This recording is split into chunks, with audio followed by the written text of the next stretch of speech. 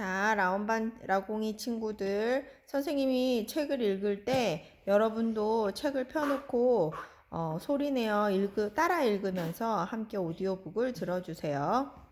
다산 아저씨와 책 읽기. 아저씨는 집안일 하는 시간을 빼고는 하루 종일 책을 읽고 방에서 뭔가를 썼다. 준서는 이제 학원에 가지 않는 생활에 익숙해졌다.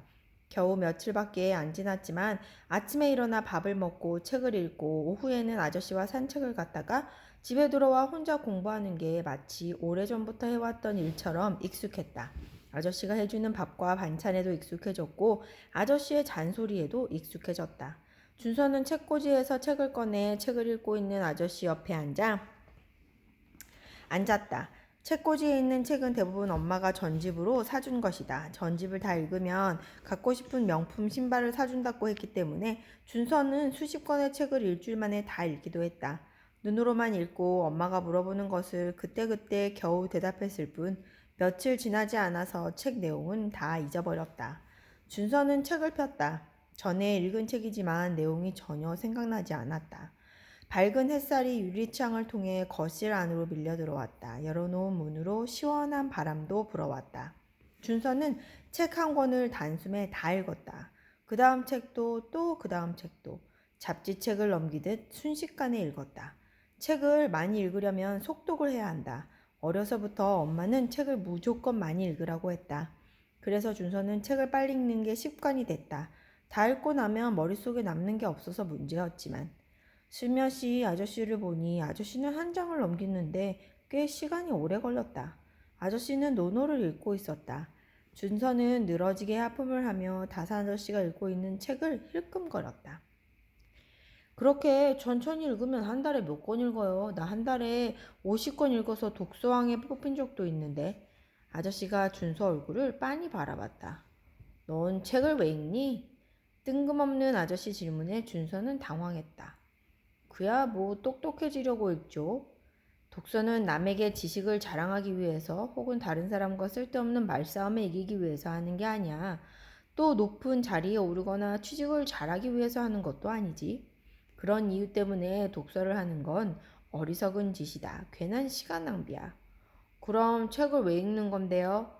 넌 아직 어려서 모르겠지만 살다 보면 혼자 힘으로 해결하기 힘든 문제를 만나게 된단다. 독서를 통해 얻은 지식과 경험은 그런 문제를 해결하는 데 도움이 되지. 혼자 힘으로 해결하기 힘든 문제는 엄마가 해결해주면 되는데. 준서는 문득 엄마 생각이 났다. 엄마는 지금쯤 어디를 여행하고 있을까? 아저씨는 진지한 표정으로 말을 이었다. 독서는 비용이 많이 안 들면서도 수만 배의 효과가 있어. 읽는 사람의 재능을 밝혀주고 또 지혜를 주지. 현명한 사람은 독서로 이로움을 얻는 법이다. 독서를 해서 해를 입는 경우는 본 적이 없어. 단 독서를 제대로 잘 할 수 있을 때에 한해서만 말이야. 독서를 제대로 잘 해야 한다고? 준서는 그 말을 이해할 수가 없었다. 어른들은 무조건 책을 많이 읽으라고 했다. 왜 책을 많이 읽어야 하는지, 어떻게 해야 제대로 된 독서인지 알려준 사람은 없었다.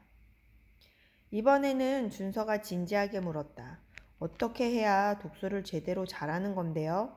아저씨가 빙그레 웃으며 말했다. 좋은 질문이다.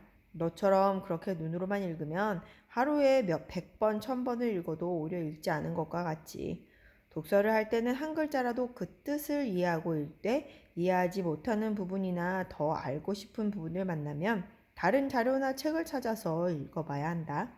한 권을 읽더라도 제대로 읽어야 한다는 뜻이야.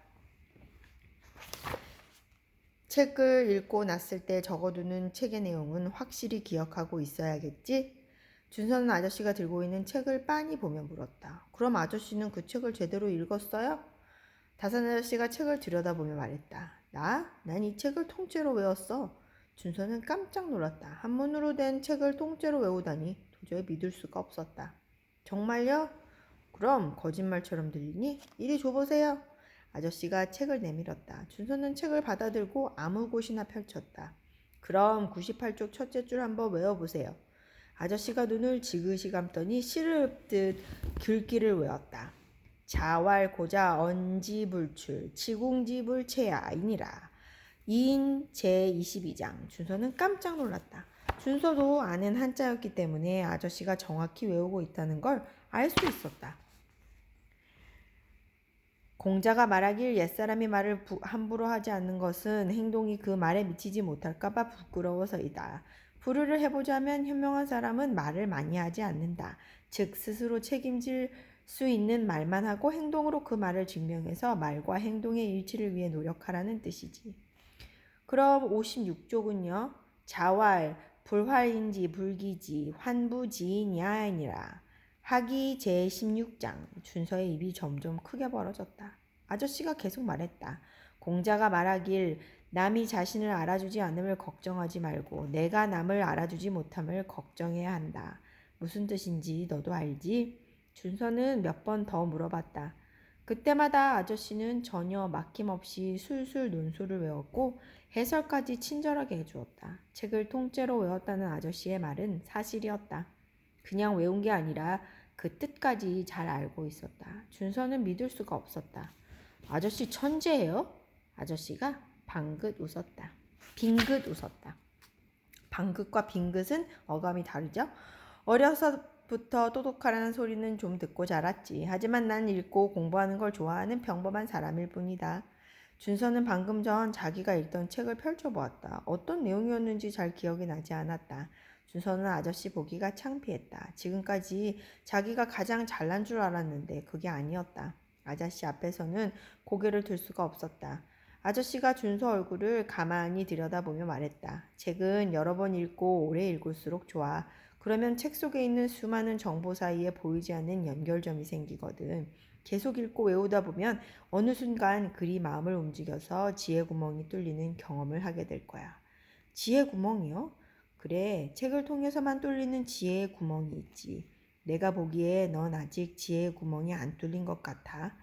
준서는 지금까지 전교 1등을 도맡아 했고 벌써 중학교 과정까지 끝냈지만 아직 지혜의 구멍이 뚫리지 않았다는 아저씨의 말을 듣고 창피했다. 아저씨가 웃으며 말했다. 열심히 읽다 보면 언젠가 네 머리에도 지혜의 구멍이 뻥 뚫리는 날이 올 게다. 자, 오늘은 여기까지 하고 우리 부침개나 부쳐 먹을까? 비가 오려나 날씨가 꾸물거리니까 부침개 생각이 나는구나. 준서는 그렇지 않아도 속이 출출하던 차에 반가워서 크게 소리쳤다. 좋아요.